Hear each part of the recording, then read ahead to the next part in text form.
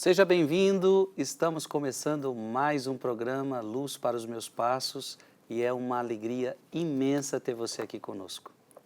Deus te abençoe, Deus abençoe você que nos acompanha pela TV Canção Nova nessa noite de domingo, é uma alegria ter você aqui. E Deus abençoe você que nos acompanha pelo canal do YouTube, Frei Gilson Barra Som do Monte e Dom José Francisco Falcão. Bem-vindo, bem-vindo, pega a sua Bíblia. Pegue o seu catecismo da Igreja Católica, pegue o seu caderno de anotação, porque aqui é muito bom se você consegue acompanhar, ir abrindo a sua Bíblia, ir abrindo o seu catecismo, vale muito a pena, tá certo? Terminamos o programa passado falando sobre o mal. De onde vem o mal? E eu creio que isto já foi respondido no programa passado, claro, naquilo que é possível. Nem sempre tudo é possível. Temos um limite humano, onde não, tem lugares e realidades que não é possível adentrar. Mas eu creio que muita coisa foi respondida e é daqui que a gente vai continuar. Lembrando que estamos fazendo um estudo sobre pecado original, tá? Então, estamos tratando sobre o pecado e o pecado das origens. Antes de tudo, quero acolher mais uma vez Dom José Falcão. Sua bênção, é uma alegria tê-lo aqui. Deus abençoe sua vida, Frei Gilson. É uma alegria estar aqui na Canção Nova. Dom José, terminamos o programa passado, onde fiz a pergunta para o senhor de onde vem o mal. E ficou muito bem explicado no programa anterior. Só para a gente terminar esse assunto, eu perguntaria para o senhor, este mal que o senhor definiu como a privação do bem, uma das definições. Algumas pessoas perguntam, e o demônio? O demônio é a personificação do mal? O demônio é uma pessoa má. Já vá preparando aí o parágrafo 2851 do Catecismo da Igreja Católica. Primeiro, essa nomenclatura usada por Vossa Reverendíssima, traduzindo a dúvida de muitas pessoas, quando se fala na língua portuguesa a personificação, é uma realidade à qual você atribui um caráter de pessoa. Muito bem. Então, por exemplo, pessoa muito má, pessoa perversa, etc. Tal. Aí, né, essa pessoa é a personificação do demônio. Ou seja, você com essa expressão quer dizer o quê? Que essa pessoa é como se fosse o demônio, é como se fosse o próprio demônio. Ou seja, personificar significa atribuir a uma coisa que não é pessoa o caráter de pessoa. Não. A nossa fé não diz que o demônio é a personificação do mal. Diz algo mais profundo. O demônio é uma pessoa má. Ele não é uma abstração a qual você personifica. Veja a maldade no mundo, etc. Então vamos atribuir a tanta maldade que os homens cometem essa realidade abstrata chamada demônio. O demônio não é uma abstração, o demônio é uma pessoa.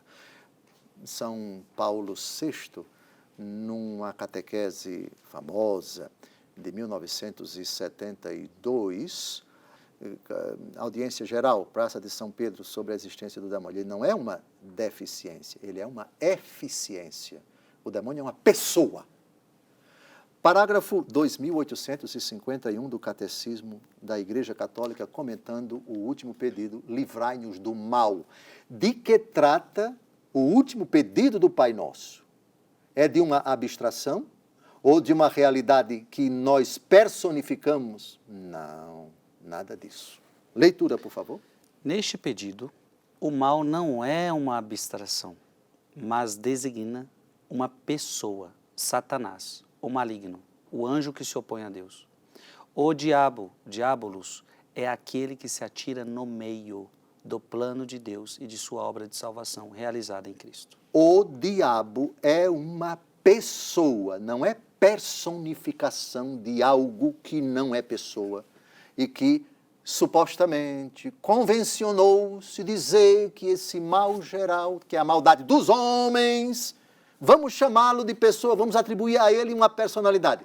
Errado. É uma pessoa.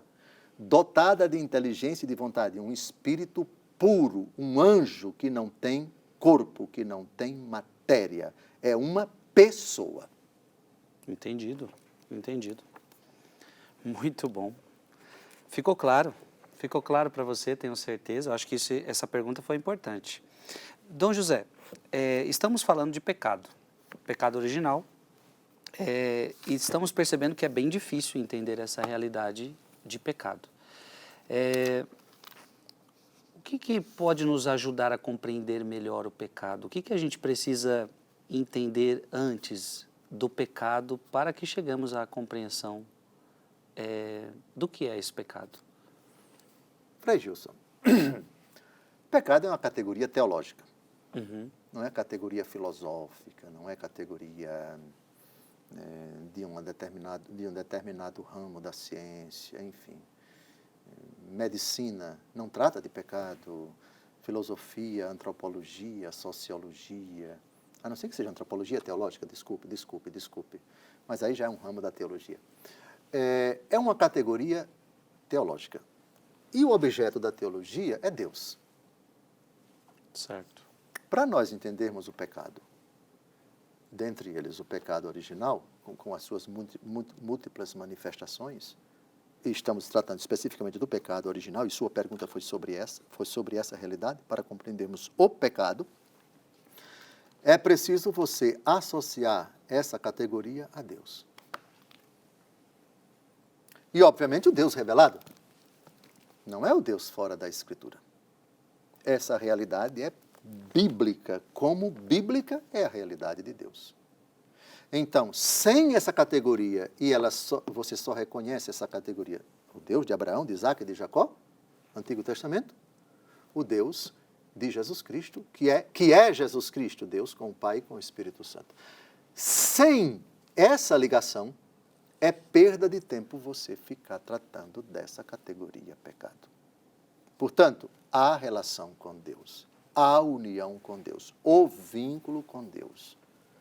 Porque pecado é desobediência a Deus. Sim. Então, sem a fé, aí entra a teologia. Pecado é categoria teológica. Deus é categoria teológica. E pecado é desobediência a Deus. O vínculo com Deus. Sem isso, não perca o seu tempo discutindo com as pessoas isso que a gente está abordando agora.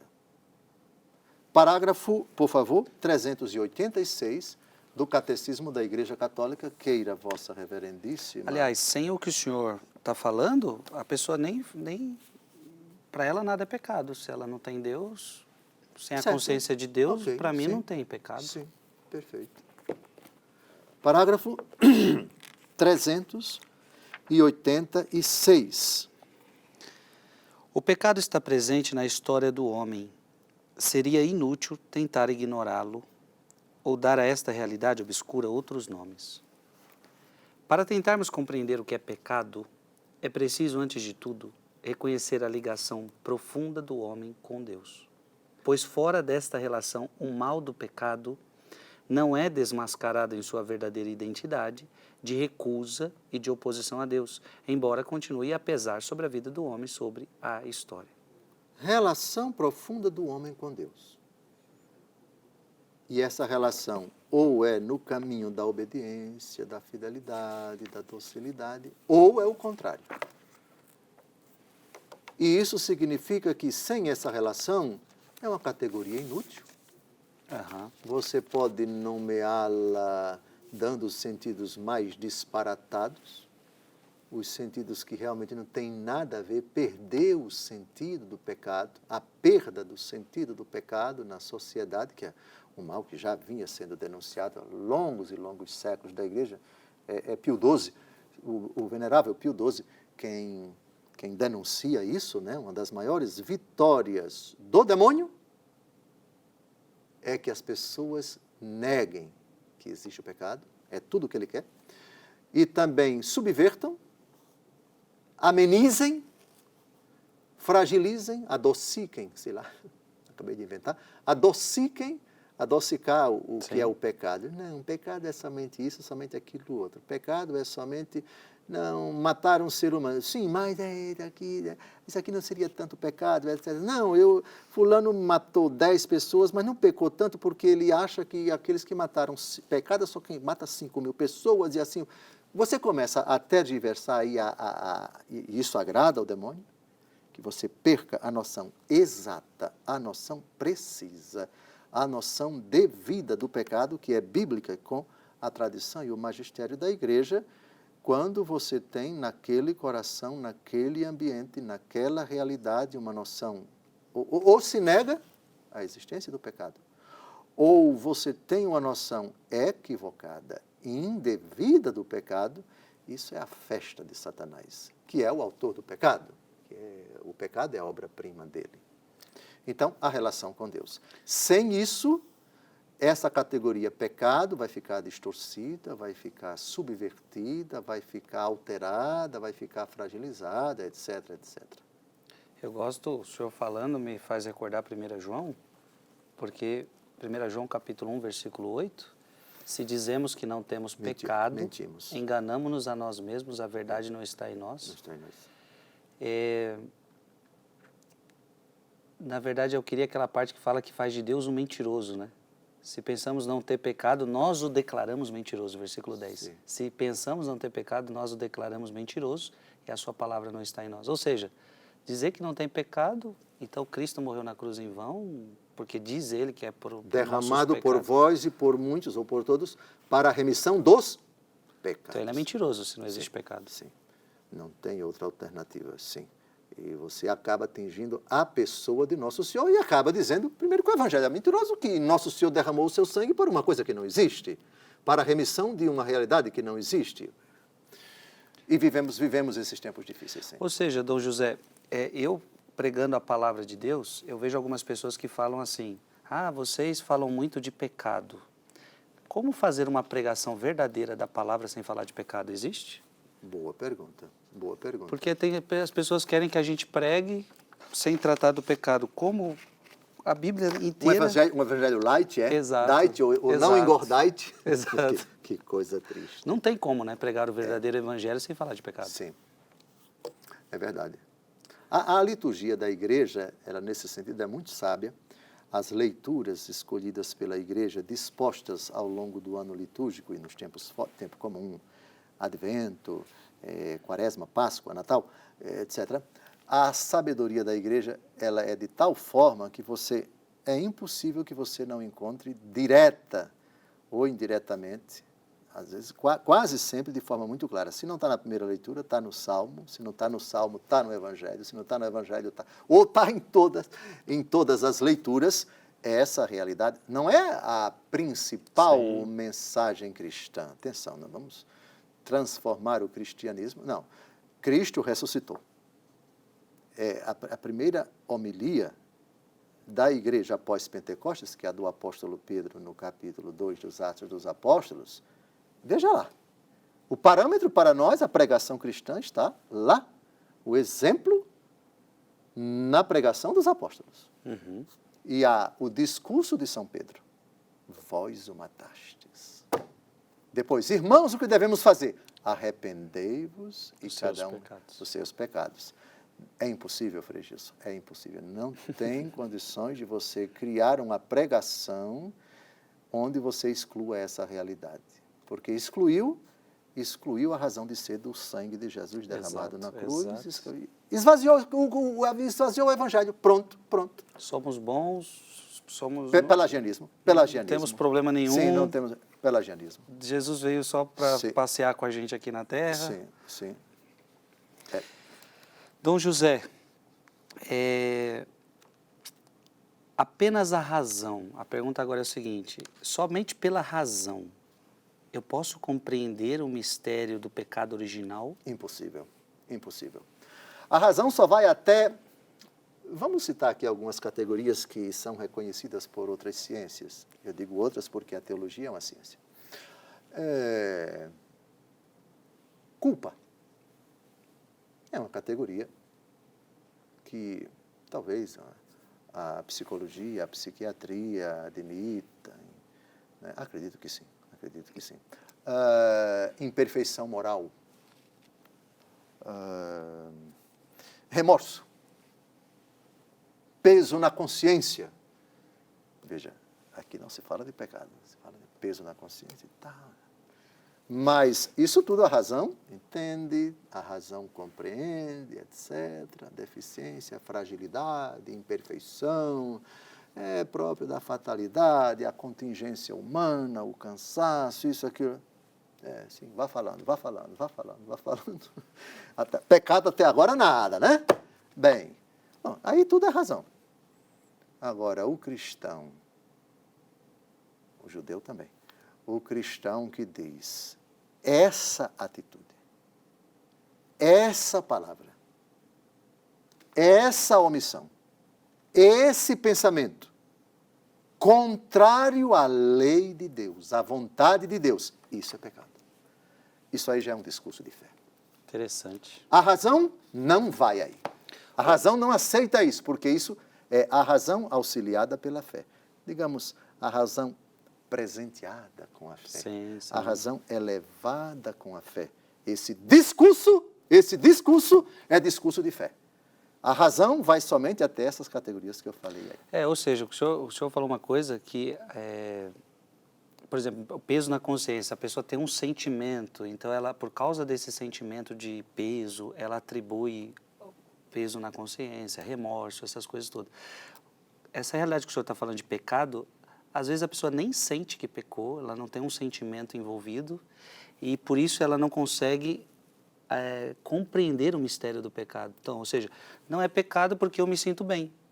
As pessoas do mundo de hoje falam assim, eu não sinto que pequei, não sinto nada, me sinto bem com esse pecado. Ou seja, o senhor fala que não é algo que então a pessoa pode compreender pela razão, isso é muito importante. Só pela razão, não. É por isso que pessoas não compreendem o pecado. Sim. O pecado é uma categoria de fé. E a fé tem por objeto Deus. O Deus da teologia cristã, o Deus que aquele que crê na existência dessa realidade sobrenatural, quando professa que essa realidade é Pai, Filho e Espírito Santo, é a fé cristã.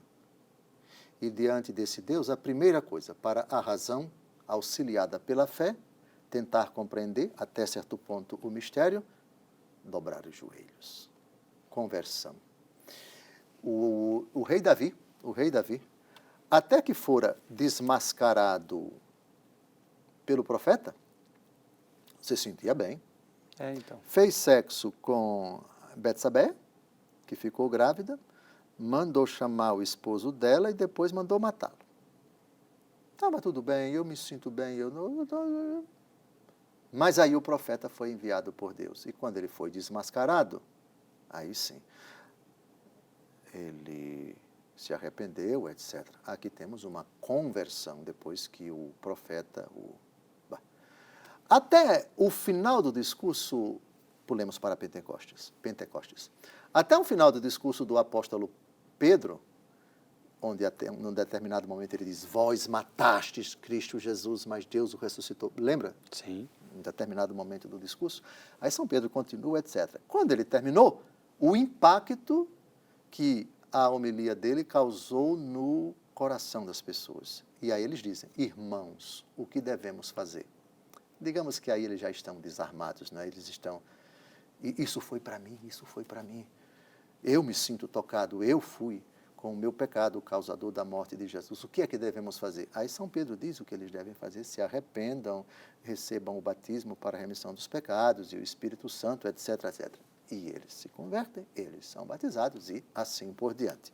De fato, talvez até, para usar a expressão que Vossa Reverendíssima usou, eles não se sentiam culpados, mas estão ouvindo, e São Pedro faz um percurso de toda a história da salvação, até que chega no cerne da morte e ressurreição do Senhor. Aí são tocados. Aí não é mais a razão.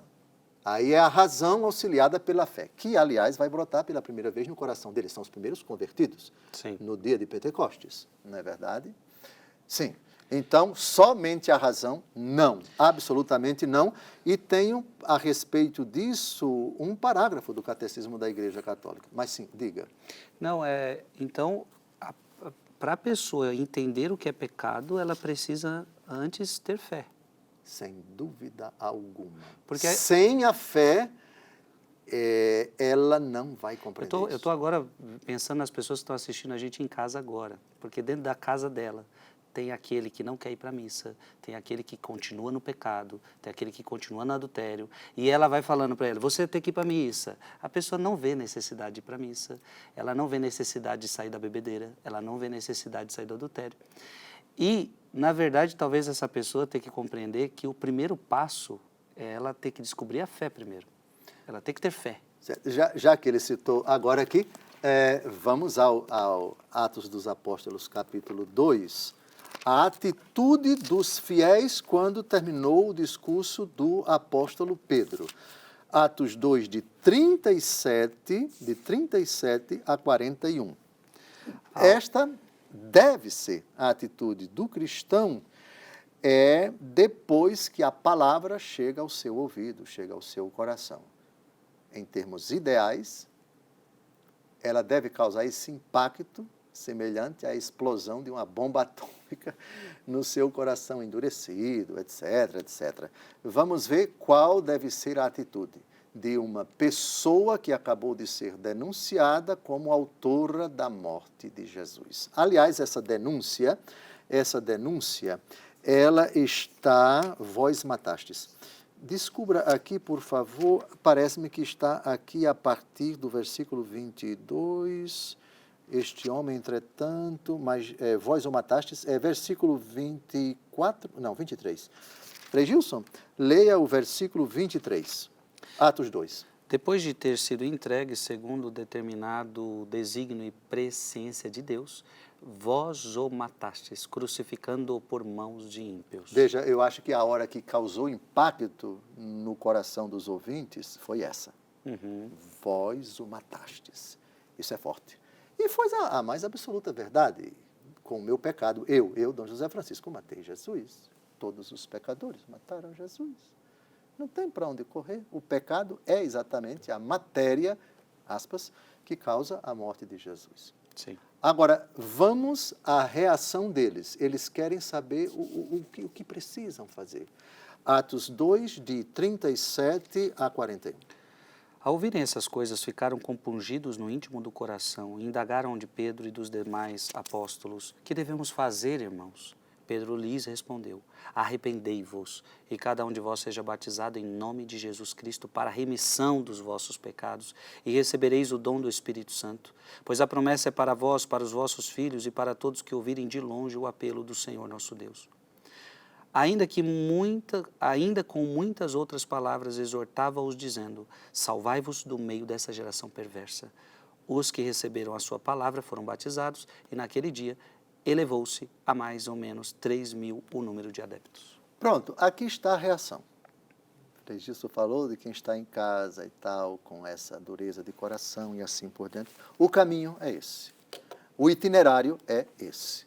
Arrependimento, se já foi batizado, renovar as promessas do batismo no seu coração, se está em pecado mortal, se reconciliar com Deus por meio da igreja no sacramento da penitência, se é católico, retomar a sua vida, a sua caminhada de fé.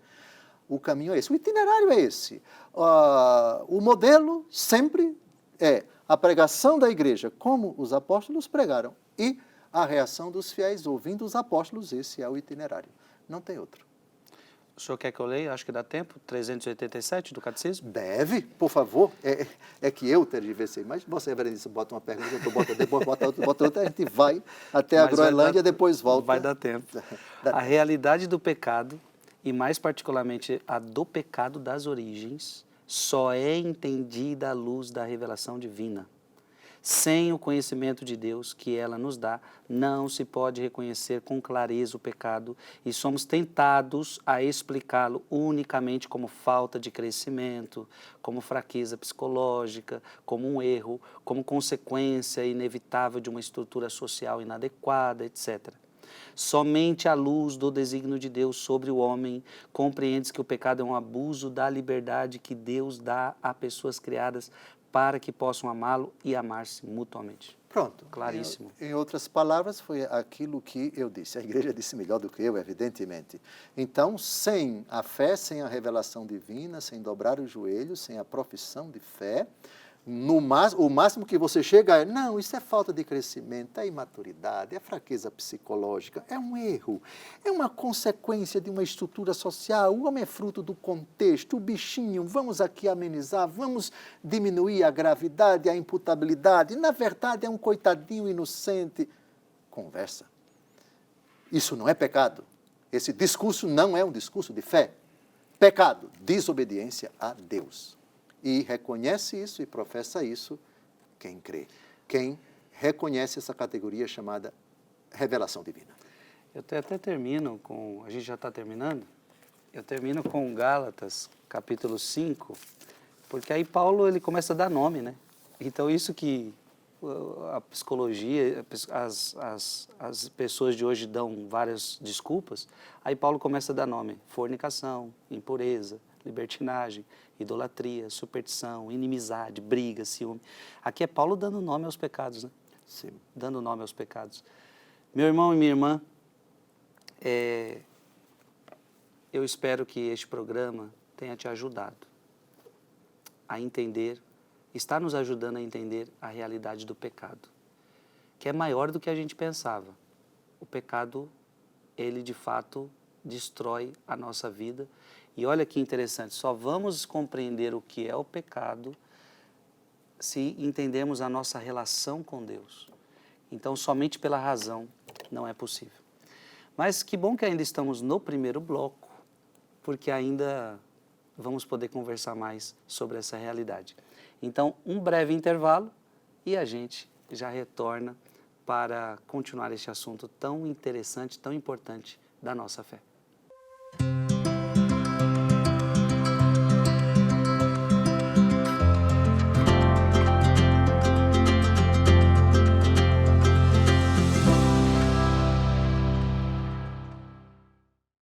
Estamos de volta, programa Luz para os Meus Passos. O programa de hoje está bom demais. Estamos conversando sobre pecado original, estamos falando sobre pecado. No bloco anterior foi importantíssimo que não é possível entender a realidade do pecado sem a fé. Aí chegamos à resposta do porquê que muita gente não entende o que é pecado. Você fala para a pessoa, isso é pecado. Para ela, ela diz, não, isso não é pecado para mim. Na verdade, a gente chegou à conclusão que ela então não tem fé. E Dom José nos trouxe um texto que primeiro vem a pregação, porque a fé vem da pregação. Então a pregação vai trazendo ao seu coração fé e você vai chegando à compreensão de que eu estou no pecado. Foi assim que aconteceu comigo, foi assim que aconteceu com você. Ouvimos uma pregação, ouvimos a palavra de Deus, ela começa a falar conosco e você começa então a entender, poxa, esse meu ato é um ato que desobedece a Deus, é um ato que me coloca em desobediência àquele que eu amo, o meu Criador. É por isso que a palavra de Deus também vai dizer, aquele que diz que ama a Deus deve obedecer os seus mandamentos, não deve estar em oposição a Ele. Ô Dom José, eu pergunto para você, para o senhor, se vimos que não é possível compreender a realidade do pecado sem a fé. Então, posso também perguntar, é possível compreender a realidade do pecado original sem a pessoa de Jesus Cristo? Para nós cristãos, não. Não. Primeiro, pelo que o próprio Jesus disse nas palavras da instituição da Eucaristia.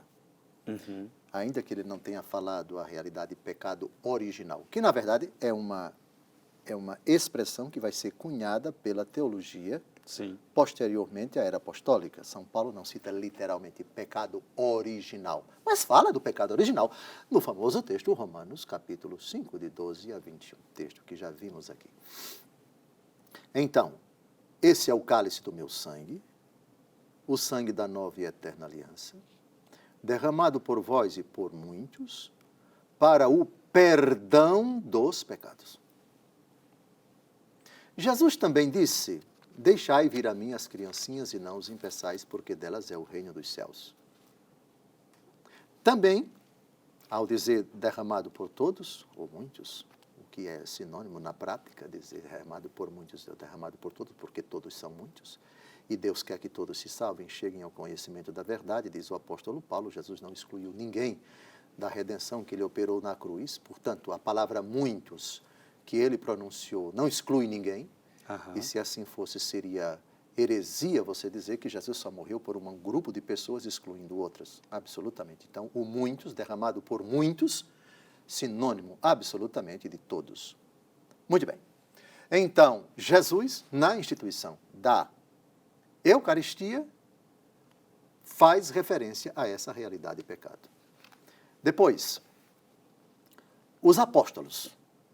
São Paulo, na 1 aos Coríntios, capítulo 11, cita as palavras da instituição da Eucaristia, capítulo 11, que os exegetas dizem que é o relato mais antigo da Eucaristia, mais do que o relato dos sinóticos. Então, a carta aos Coríntios foi redigida antes que os evangelhos sinóticos, segundo esses estudiosos.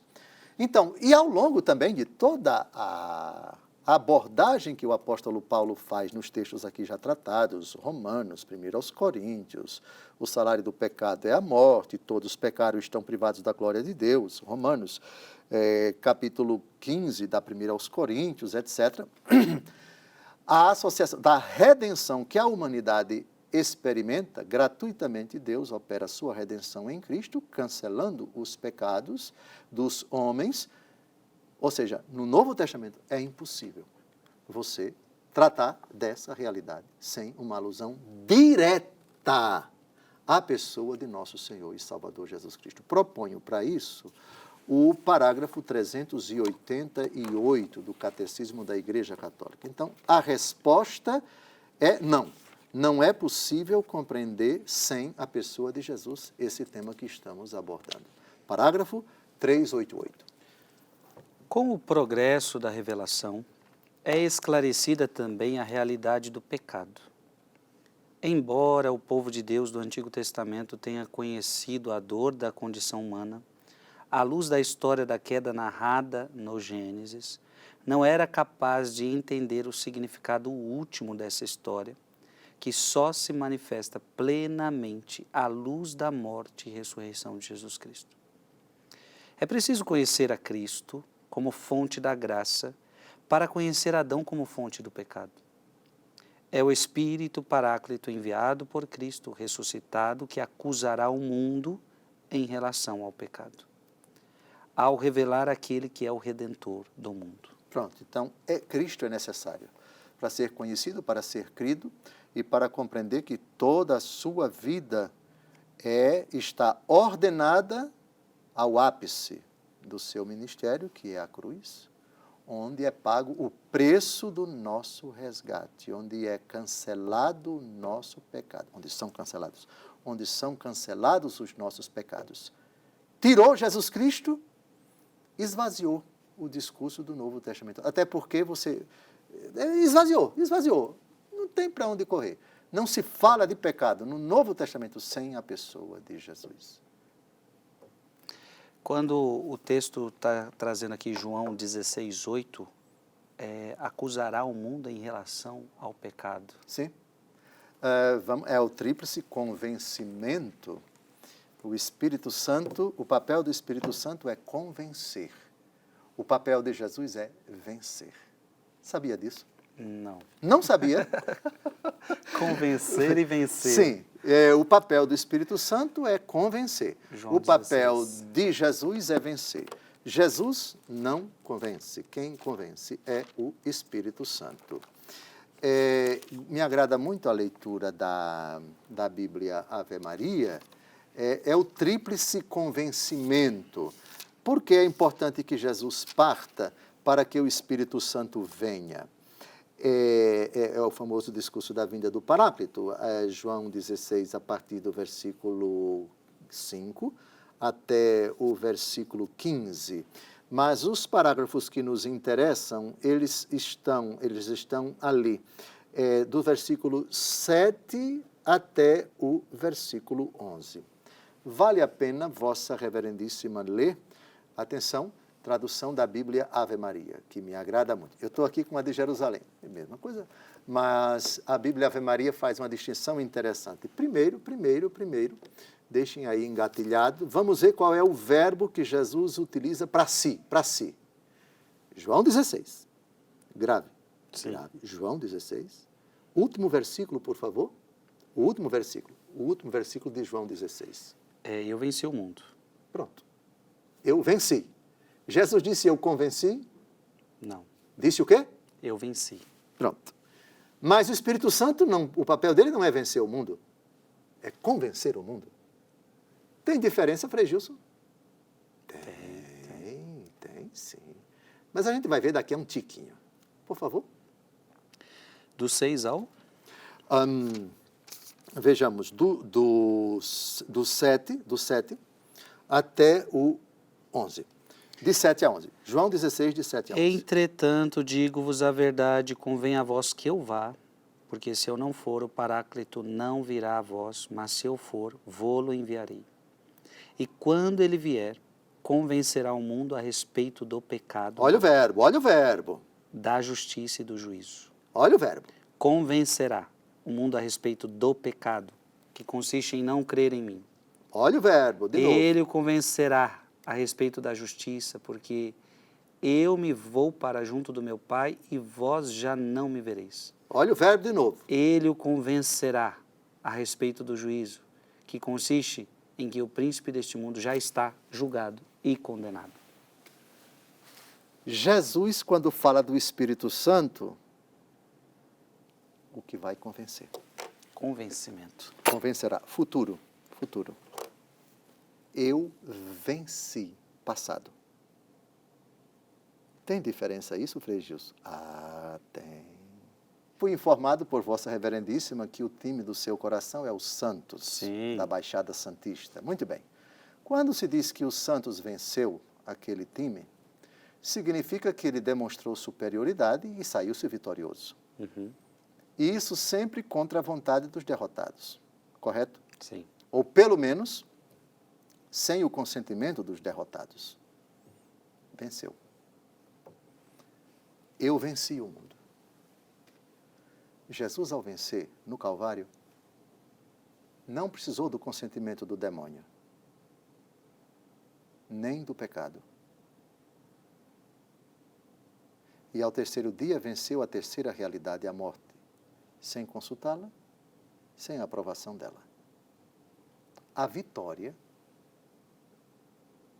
de Cristo não precisa do consentimento de ninguém, da aprovação de ninguém, da anuência de ninguém. Jesus na cruz não convenceu, ele venceu. Portanto, na cruz foi contra a vontade do demônio. E o demônio foi vencido. Foi contra o pecado foi vencido. E 3 dias depois, foi contra a vontade da morte, entre aspas. Uhum. Venceu. Venceu e pronto. Vila Belmiro. O estádio lotado. O Santos entrou no time, não é? Agora quem dá bola é o Santos. O Santos é o novo campeão, glorioso, alvinegro, paiano, campeão absoluto. Pensa que eu não sei não, o hino do Santos? Eu sei. Pois bem, mas eu torço pelo Fluminense. Mas respeito muito o Santos e todos os times do Brasil, por favor. Venceu. Pronto. Contra a vontade de quem foi derrotado, etc, etc. Jesus na cruz venceu. O Espírito Santo não. Para convencer você, o Espírito Santo precisa da sua concordância, da sua aceitação, da docilidade da sua inteligência e da sua vontade. Por isso Jesus diz, eis que estou à porta e bato. Se alguém abrir, entrarei e cearemos juntos, eu com ele e ele comigo. Ou seja, o Cristo que age na força do seu Espírito. Por isso o Espírito é dado para nós. Ele é o Paráclito junto ao Pai, vive a interceder por nós. É nosso advogado. 1 João, capítulo 2, filhinhos, escrevo para que não pequeis, mas se pecardes, tendes um advogado junto do Pai, Jesus Cristo o justo.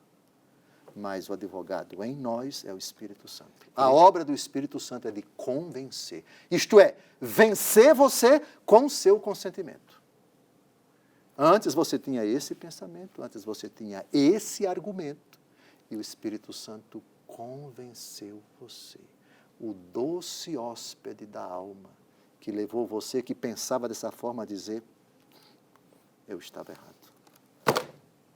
E eu me rendo diante dessas evidências. Espírito Santo de Deus, eu que pensava daquela forma não penso mais. Eu que agia dessa forma não ajo mais.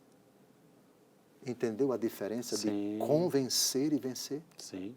A sabedoria de Jesus com relação a essa tipificação da ação do Espírito Santo.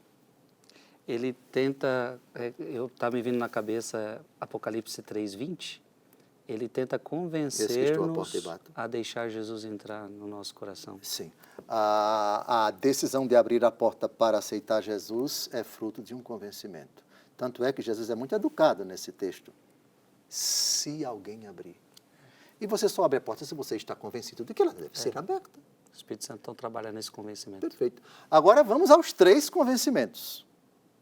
Porque é exatamente enquanto você não se rende, você está convencido pelo diabo. Então você tem o Espírito Santo e o Espírito de porco. Uhum. O papel desse é convencer. Ele convenceu Eva. Ele convenceu qualquer um que envereda pelo seu caminho. Convenceu Anás, convenceu Caifás, convenceu Herodes, convenceu Pôncio Pilatos, convenceu todos os adversários de Jesus, convenceu Judas Iscariotes. Quando Jesus percebeu que não tinha mais como convencer Judas, ele diz: o que você tem a fazer, faça depressa. É como se ele diz: está convencido disso? Então vamos aos 3 convencimentos que o Espírito Santo deseja fazer na nossa vida. O Espírito Santo não quer nos vencer, isto é, não quer nos converter contra a nossa vontade. O papel dele é convencer. Jesus fez a parte dele na cruz, venceu, eu venci. Passado, na cruz. O mundo já foi vencido. No mundo tereis tribulações, tende coragem, eu venci o mundo. Agora, o papel do Espírito Santo, até a segunda vinda do Senhor, é convencer. Primeiro convencimento, qual é? Leia, por favor. Os 3 estão no versículo 8. Leia de novo os 3, e depois vamos um por um. E quando ele vier, convencerá o mundo a respeito do pecado, da justiça e do juízo. Pronto. Pecado, justiça e juízo. Eu, Jesus e o diabo. Eu, autor do pecado, justiça, Jesus, e depois o diabo. Julgamento. Vamos um por um. Primeiro convencimento. Versículo 9. Convencerá o mundo a respeito do pecado, que consiste em não crer em mim. Incredulidade. O mundo está convencido que Jesus não existe. Ou, se Jesus existe, ele não é o Senhor. Ou, se ele é o Senhor, ele é o Senhor dos outros, não da minha vida. Isso é um convencimento. O papel do Espírito Santo é atuar em você, na sua relação com você mesmo, de acusado. Levar você a se acusar. Irmãos, que devemos fazer? Creio, Senhor, eu me arrependo, etc. Aumenta a minha fé, renuncio ao pecado. Jesus, lembra-te de mim quando estiveres no teu reino. Primeiro convencimento. O Espírito Santo precisa da sua ajuda. Precisa que você reconheça: eu sou vencido. Eu me deixei vencer pelo Espírito. Até agora eu era o vitorioso, mas o Espírito Santo me venceu com a minha ajuda. Por isso ele me convenceu. Eu. Segundo convencimento. Próximo versículo. Ele o convencerá a respeito da justiça, porque eu me vou para junto do meu Pai e vós já não me vereis. Pronto. Jesus diz a São João Batista: convém que agora se cumpra toda a justiça. Eu é que devia ser batizado por ti, e tu é que vens a mim? Jesus diz: deixa agora que se cumpra toda a justiça. Jesus entra na água, é símbolo da sua morte e ressurreição. Toda a justiça de Jesus, ela é consumada no Calvário, onde o Filho é justo com o Pai na obediência, no amor aos homens, etc. E depois ele diz a Maria Madalena, quando ele ressuscita, e ela quer tocar nele, non me tangere, não me toques, porque eu ainda não subi ao meu Deus. Vai e diga aos meus irmãos na Galiléia, subo aos meus irmãos na Galiléia, aos meus irmãos, subo ao meu Deus e vosso Deus, ao meu Pai e vosso Pai. Toda a justiça se cumpre, eu vou para o Pai, e vós já não me vereis. Então, a justiça de Deus é consumada quando Cristo sobe e se assenta à direita do Pai. Então, é preciso que o Espírito Santo se convença você, qualquer pessoa, a respeito de Jesus. Primeiro convencimento, você como autor do pecado. Segundo, o que é que Jesus representa para você? A fé. Conversão e fé. Conversão a respeito do pecado que consiste em não crer em mim. Fé a respeito de toda a justiça. Cristo é nossa justiça, diz o apóstolo Paulo. E o terceiro convencimento, por favor, versículo 11. Ele o convencerá a respeito do juízo, que consiste em que o príncipe deste mundo já está julgado e condenado. Pronto. O papel do Espírito Santo é exatamente dizer isso. Primeiro, quando você diz que uma pessoa não está julgada nem condenada, ela está solta. Correto? Uhum. Quando você diz que uma pessoa não foi julgada nem condenada, você diz que a pessoa é inocente. Correto? Uhum. Quando você diz que uma pessoa não foi julgada nem condenada, você diz que ela é a santinha. No bom sentido, no bom sentido. Correto? Uhum. Porque não foi trancafiada. Mas quando o Espírito Santo consegue convencer você de que o demônio existe e ele é mau, ele é o pai da mentira, e as obras dele são contrárias a Deus, você julga o demônio, maldito. Eu não pertenço mais a você. Eu não servirei mais a você.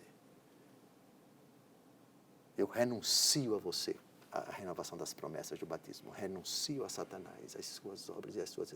Condeno você. Você é o autor da condenação. Você é o autor da mentira. Você é o autor do pecado. Pronto. Você está realmente convencido pelo Espírito Santo. Na sua relação com você, na sua relação com o Senhor Jesus e na inimizade com o diabo. Forte, hein?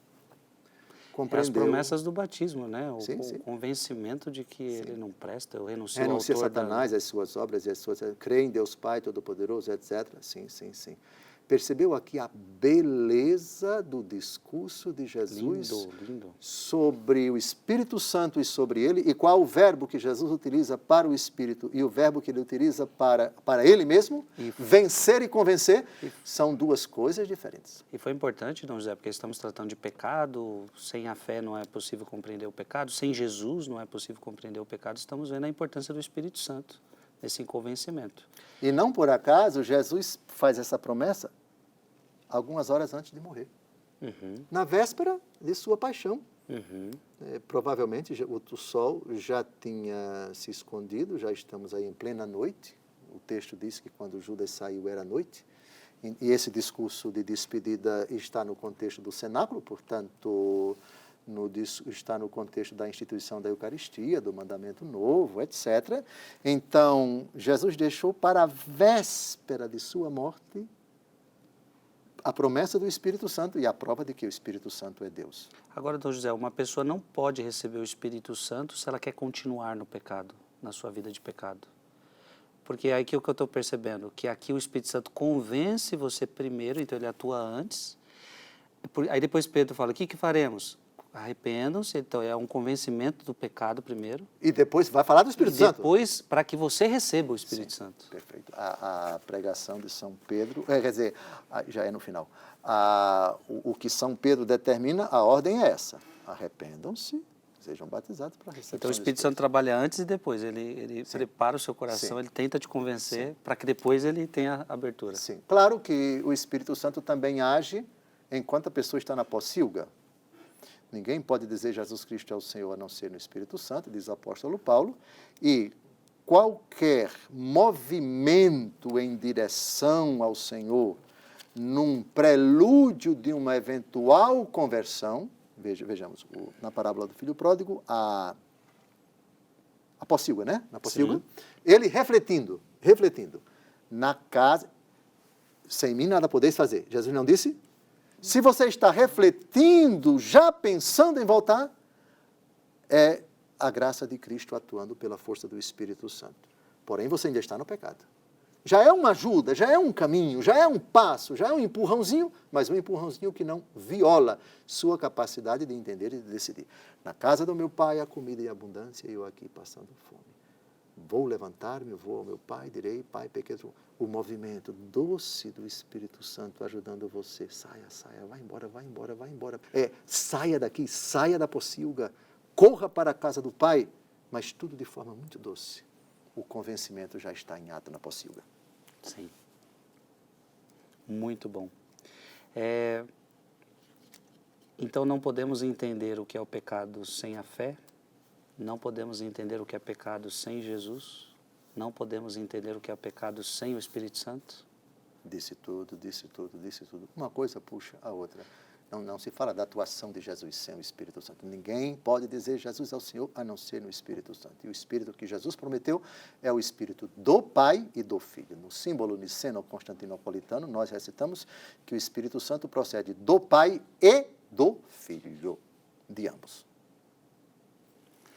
Meu irmão e minha irmã, é uma alegria imensa estarmos juntos. Estamos chegando ao fim de mais um programa. Eu tenho certeza que esse programa falou muito ao seu coração.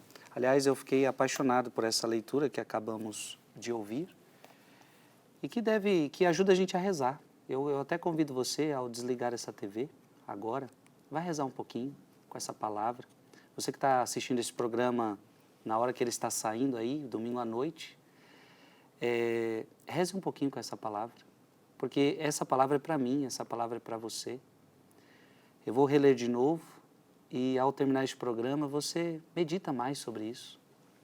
E quando ele vier, convencerá o mundo a respeito do pecado, da justiça e do juízo. O Espírito Santo convencerá o mundo a respeito do pecado que consiste em não crer em mim. Então, que Deus possa tirar do nosso coração toda a incredulidade. Ele convencerá a respeito da justiça, porque eu me vou para junto do meu Pai e vós já não me vereis. Que nós possamos entender que Jesus é a justiça do Pai. Que o Espírito Santo nos convença. Deixe-se convencer. Então eu pediria a você, a mim, a você, não coloquemos mais resistência. E ele o convencerá a respeito do juízo, que consiste em que o príncipe deste mundo já está julgado e condenado. Que possamos nos abrir, que possamos nos deixar seduzir, que possamos nos deixar convencer. Quantos ainda da sua família não se deixam convencer pelo Espírito Santo? Por isso a importância da oração, por isso a importância de invocar sobre eles o poder da fé, que eles se abram à fé, que eles se abram ao Espírito Santo. Encontro você semana que vem, se Deus quiser, estaremos juntos. Vamos pedir a bênção de Deus sobre as nossas vidas. Abençoe-vos Deus Todo-Poderoso, Pai e Filho e Espírito Santo. Amém. Amém.